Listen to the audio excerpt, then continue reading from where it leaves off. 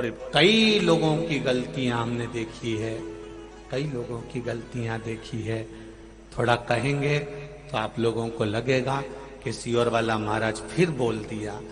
गलतियां कई लोगों की देखी है कि आप लोग जो भगवान को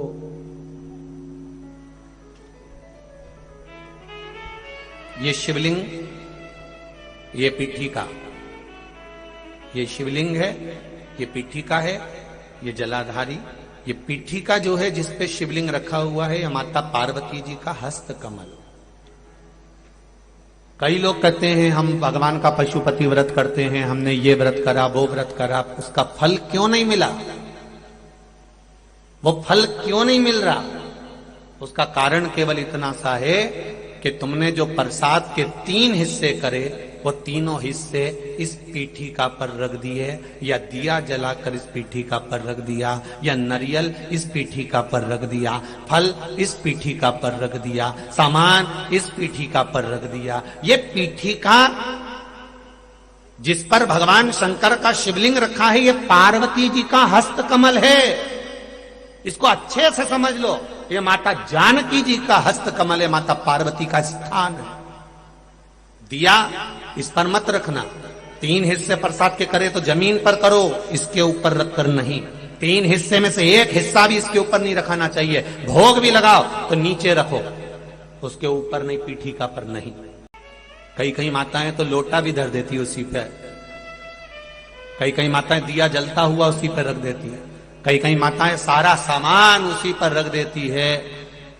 अरे भाई, दिया साइड में रखो, पीठिका पर नहीं। जहां शिवलिंग रखा है, ये पार्वती जी का हस्त कमल, यहां तो तुम्हें पूजन करना है। शिव जी को जल चढ़ाकर पीठिका पे जल चढ़ाओ, गणेश जी कार्तिकेय पर जल चढ़ाइए। कितना कितना भाव वर्णन करा गया। पीठिका की तो पूजन करना है और तुम उसी का प्रयोग कर रही हो, और फिर कहती हो कि हमने पशुपति व्रत करे और भगवान ने नहीं सुना। कैसे नहीं सुने? वो तुम नियम तो गलत कर रही हो कि उस पीठिका पर तुमने प्रसाद रख दिया, हिस्से बनाकर 3 हिस्से में से 2 हिस्से उसी पे रख कर आ गई, अब उस पे रख कर आ गई। अब तुम बताओ कि अगर देवी देवता को भोग लगाते हैं तो मुंडा में खिलाएं कि माथा पे खिलाएं?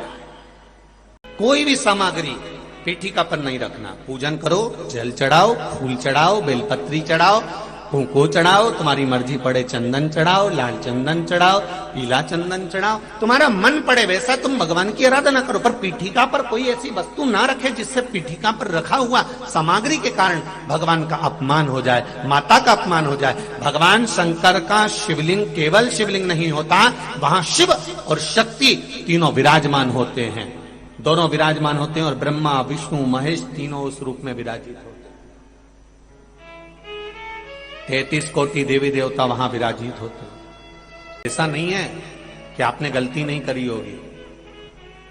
गलती मनुष्य ही करता है और मानव का पुतला है। गलती तो हर मानव से होती है, चाहे आप हो चाहे हम हो।